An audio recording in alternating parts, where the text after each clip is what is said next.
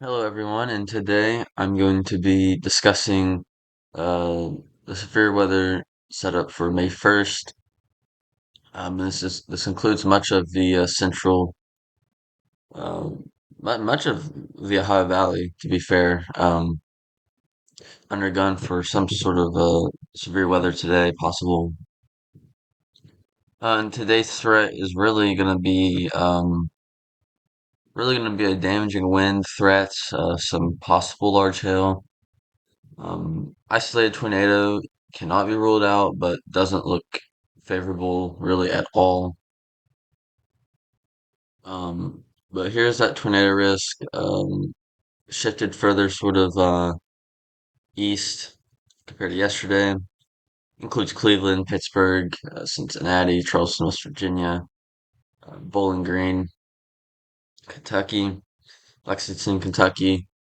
Um, a quick spin up is possible, mainly in the early afternoon hours. Um, Especially across, you know, this western sort of part of the 2% risk, but mainly the afternoon hours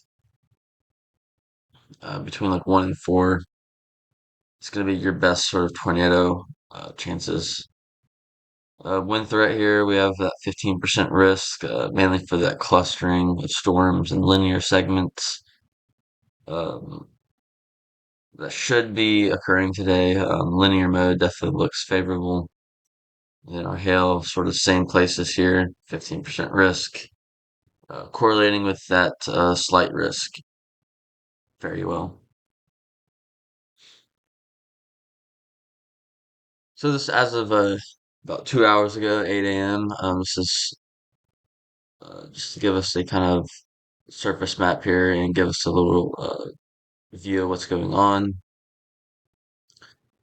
So we have our lead shortwave, our lead sort of low pressure system out here across west central Illinois, north western Illinois now. This is what's going to be causing our severe weather across Kentucky, Tennessee, West Virginia, Ohio, PA, um, far western New York. But this is what's going to be causing the severe weather in the Ohio Valley. This is going to start drifting northeastward. It's going to deepen a little bit to the upper 900s, probably 998 millibar to 1,000 as it moves northeastward. Um, you have a secondary shortwave down south causing the severe setup across um, Louisiana, Arkansas, Mississippi, Oklahoma, Texas, as that kind of drifts off eastward.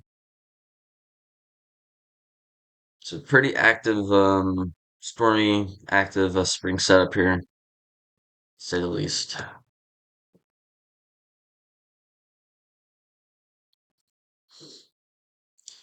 All right, now I want to look at some surface observations here and sort of um, compare with the models how they're doing. So we at least know which model when we go look at these models here, we know which one to sort of look at a little bit more. So we can see here our upper 60s.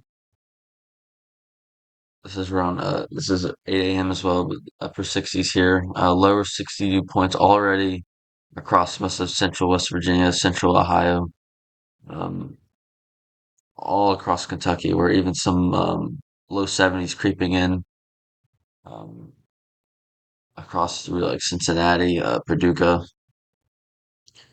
So, yes, lots of moisture in place. Temperatures already rising, going up. Um, so let me turn that back there. All right. So let's look at our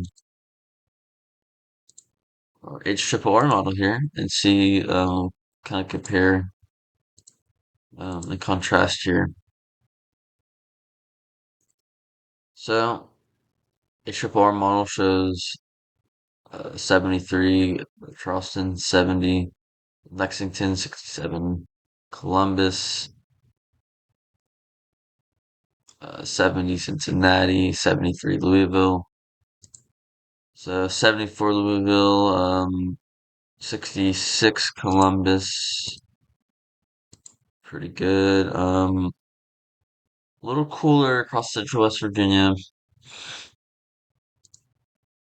Um, I'll just exit out model. Um, Let me get my surface observations.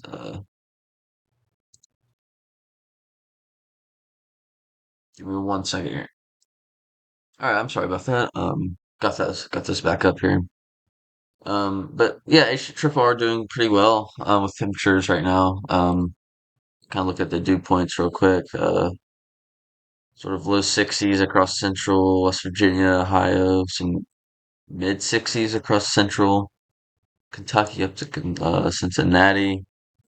It's doing pretty well with that. Yeah, it's maybe doing the dew points a little bit too much across central Kentucky up to like the Cincinnati Dayton region, but um, nevertheless doing pretty good here. Let's look at the NAM real quick. This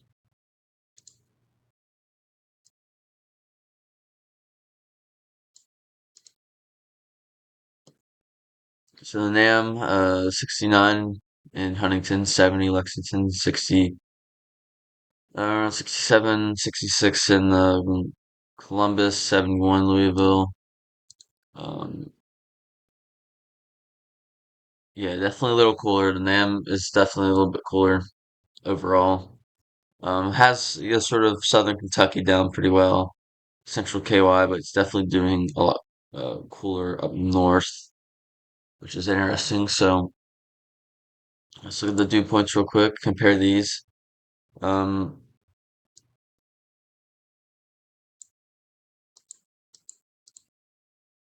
yeah, sort of also kind of bullish on the dew points, having mid 60s even into Huntington, West Virginia, up to almost Columbus. Yeah, this is a little bullish here for the NAM. So HRR looks like it's going to be the model to sort of look at for the most part. Just briefly going through this video here. So I do want to show you our 850 millibar mean uh, winds here. Our low level flow is going to be our main sort of trigger here for um, any sort of widespread severe weather, especially by this evening. I think by like 5 p.m. Eastern Standard Time and later, our low level flow should be in place enough. And I'm going to show that here now. So this is by 5 p.m. here. Oh, this is by 5 p.m. here. You can see our shortwave now move northeast across up northern Michigan right now at this point. You can see where our low level flow, low level jet is set up.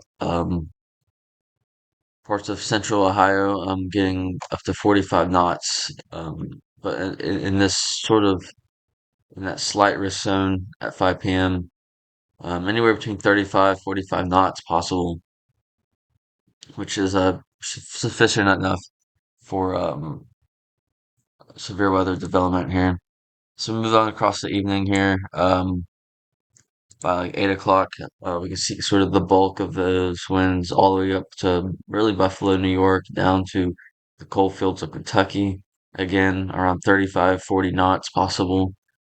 Um, this is where, like I said, between this 5 p.m. and sort of 8 to 9 p.m. Sort of zone time frame. That's where your greatest instability and greatest low level shear is going to be set up. So that's going to be interesting to sort of look out and see how that plays out today. Um, I do want to start looking at our sort of our CAPE values here. Um, see sort of what we're working with here. So here's our H-R model surface-based cape. Um, as we go out through the morning here, this is 10 a.m. As I'm filming, 11, 12, 1.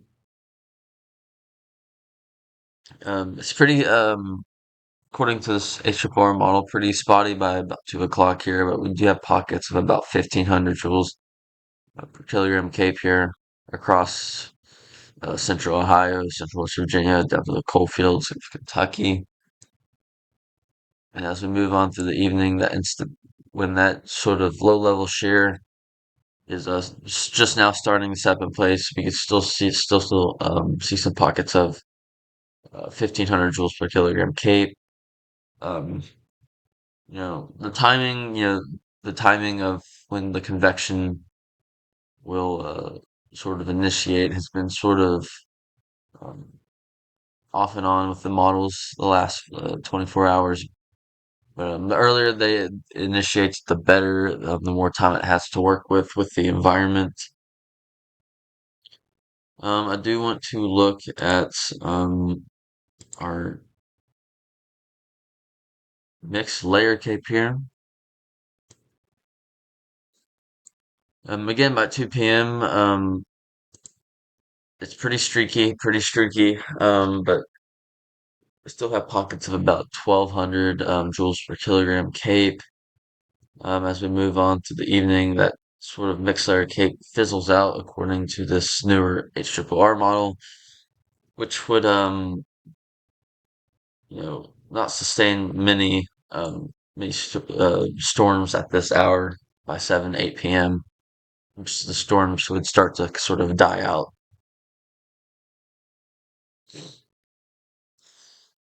So I want to use the RRFS model here, and it's done fairly well with severe weather setups this spring so far. Um, on par with the HRRR, if not even better in some cases. So I do want to look at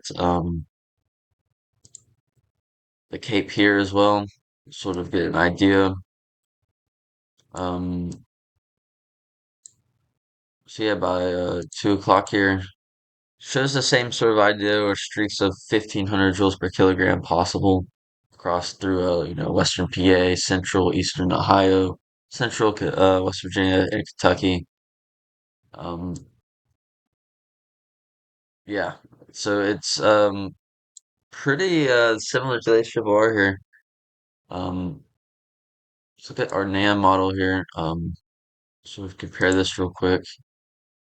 Here our surface base cape,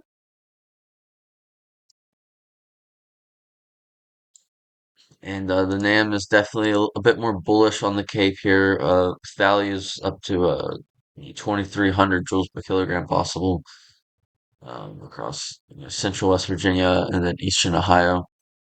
I would say, yeah, that's probably a little too much compared to the other two models. We can sort of say this is a slight outlier, but yeah, by 7 o'clock, most of that instability is sort of fizzled out. So it is on par, with the timing wise, um, of when instability would start to fizzle out. Let's look at the mixed layer cape on the RRFS model here.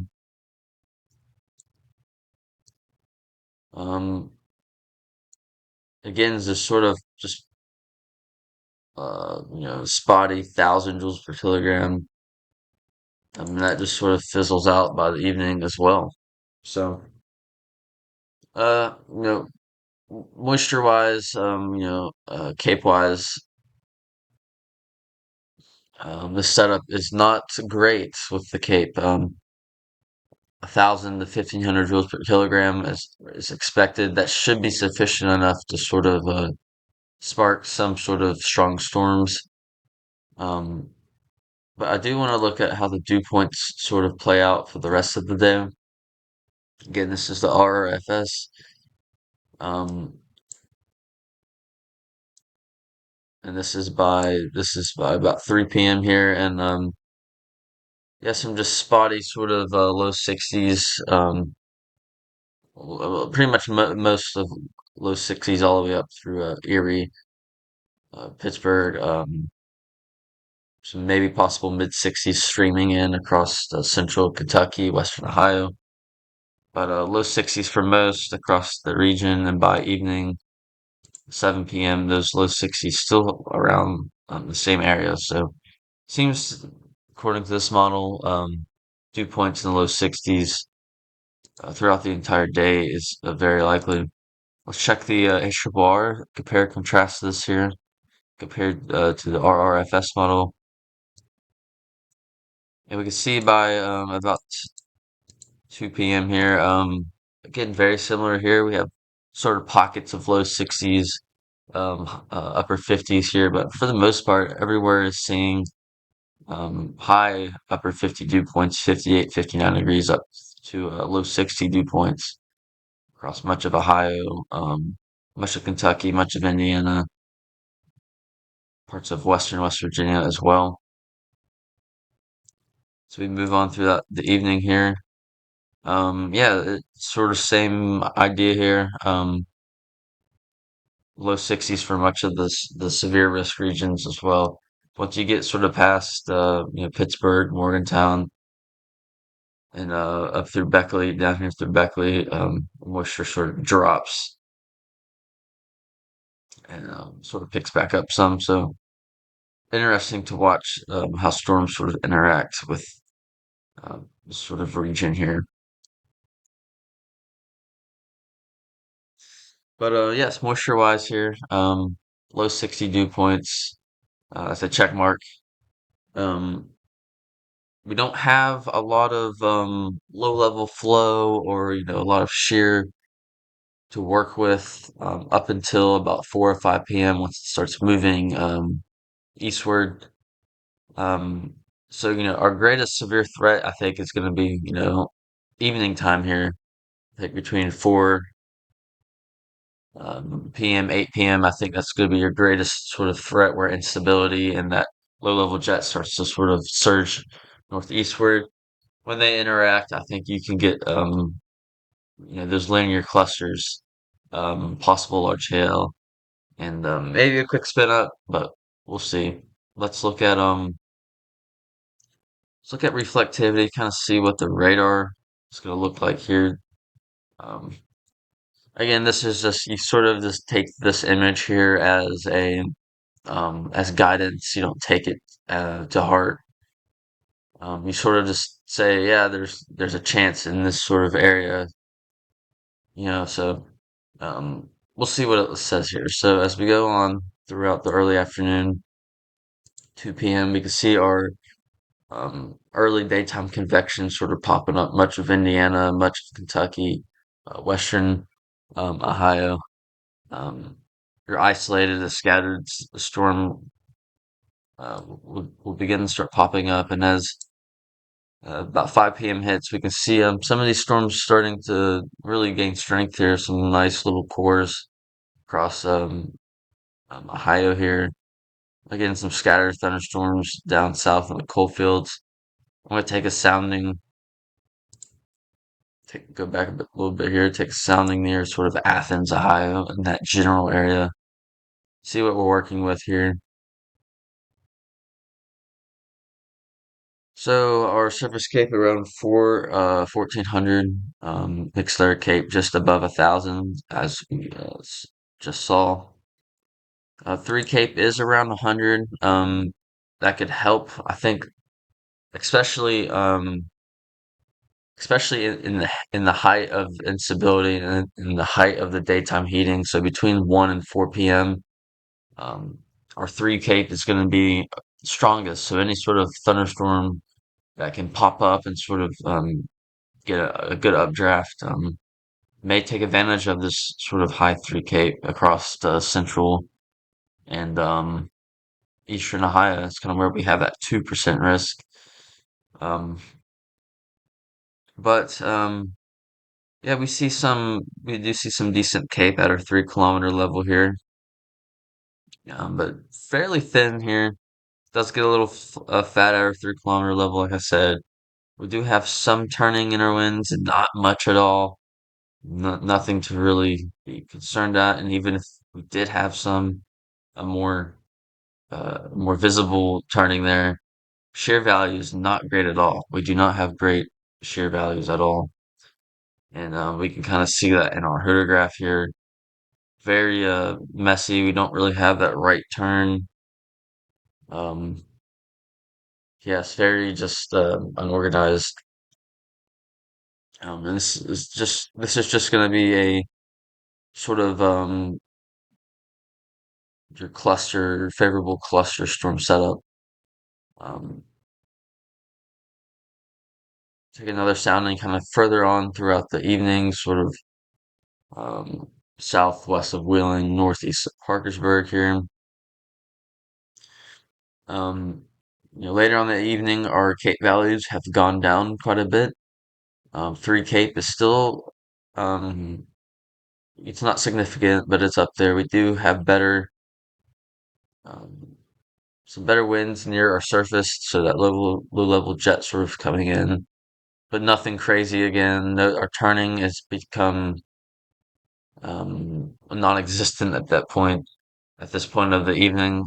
So that's what I'm trying to also trying to what I'm trying to say is earlier in the afternoon we're gonna have more turning in our winds as well.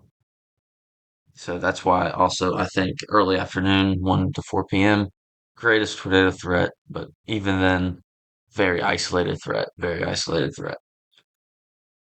Um, Again, photograph very messy.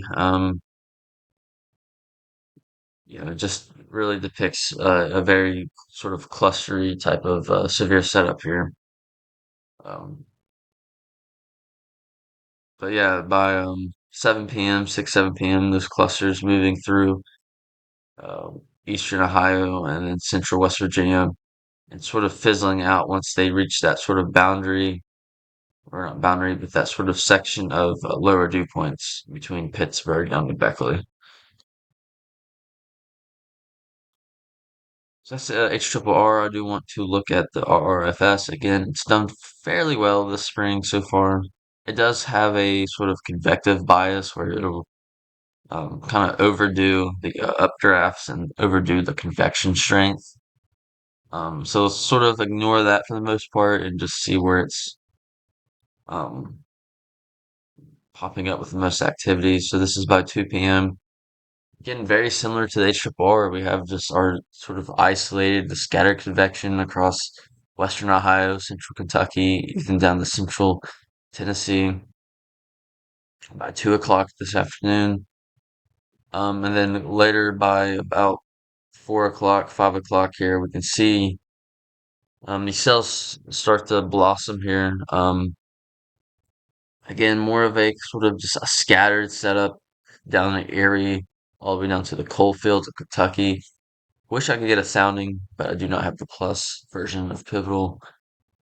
However, some nice cores there. Again, could be overdone some, but we can see the overall threat um, for thunderstorms are going to be in this general location.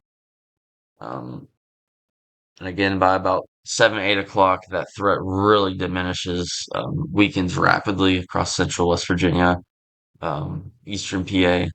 So I think our greatest severe weather threat is going to be across, I think, central Ohio, um, central eastern Ohio, central eastern Kentucky, parts of northwestern PA, maybe parts of far western West Virginia. This is going to be our greatest sort of zone of severe weather today, I think. Um, Hail up to quarter sized, damaging winds up to 65 miles per hour, 70 miles per hour. And then your sort of isolated quick spin up here. Early, this is around about 3 p.m. This is about when you would see your quick spin up across central eastern Ohio. So, um, again, more of a scattered sort of severe setup today here. Um, Kinematics look to be best further north, um, northern Ohio, and even further north than that into Canada.